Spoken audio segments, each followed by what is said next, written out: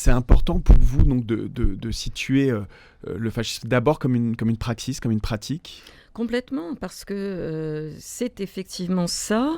Et il y a cette image, vous savez, pour parler du totalitarisme, et ça fonctionne très bien pour le fascisme italien, qui consiste à dire un régime totalitaire fonctionne un peu comme une bicyclette, c'est-à-dire que quand on arrête de pédaler, on tombe. Et il y a quelque chose qui est absolument central dans les logiques totalitaires, et ça, Hannah Arendt, qui dit des contre-vérités à propos de l'Italie, mais qui a très bien décrit de manière générale les mécanismes donc de ces régimes totalitaires, dit que ces régimes ont besoin d'ennemis.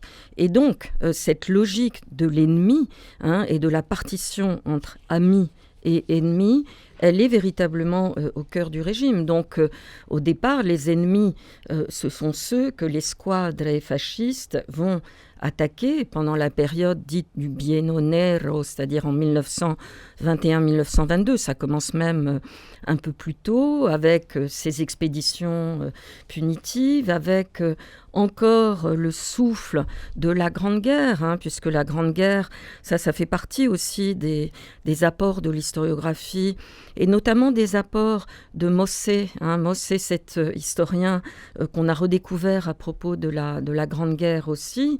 Il y a cette culture de guerre qui est extrêmement présente dans l'idéologie fasciste. C'est pour ça, d'ailleurs, j'ouvre une parenthèse, que même si les thèses de Sternel ont pu être intéressantes, elles ne peuvent pas emporter l'adhésion parce que d'une certaine façon, elles font l'impasse sur le poids de la guerre et de cette culture de guerre, donc dans l'avènement du fascisme. Donc au départ, les ennemis, ce sont les communistes, les socialistes, et puis bientôt, c'est les populaires. Et puis une fois que le fascisme est au pouvoir, ce sont les libéraux.